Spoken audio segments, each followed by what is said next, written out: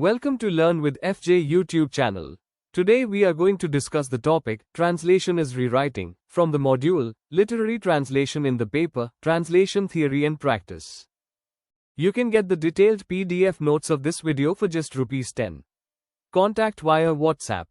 Translation as Rewriting. The idea of translation as rewriting comes primarily from André Lefevere, 1945-1996, a major figure in translation studies.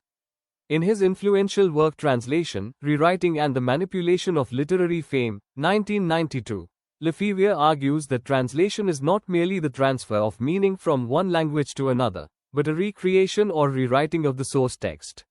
This concept emphasizes the power structures, ideologies, and cultural constraints that shape translations. Core ideas. 1. Translation is rewriting, not copying. Translation is not neutral, it involves reinterpretation, adaptation, and transformation of a text. The translator inevitably rewrites the original text according to the target language, culture, audience expectations, and dominant literary norms.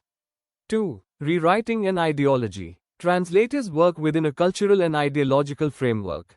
Rewriting reflects prevailing ideologies, political, religious, cultural, of the target society. For example, religious or politically sensitive texts are often rewritten to fit the dominant ideology. 3. Rewriting and patronage. Patronage refers to institutions, publishers, governments, or cultural systems that sponsor and control translation. Translators, consciously or unconsciously, rewrite texts in accordance with what patrons deem acceptable. Example, colonial translations often rewrote indigenous texts to reflect colonial values.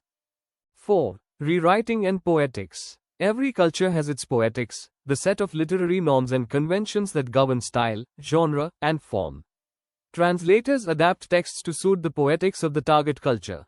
Example, classical epics translated into Victorian English were often rewritten with moralistic tones.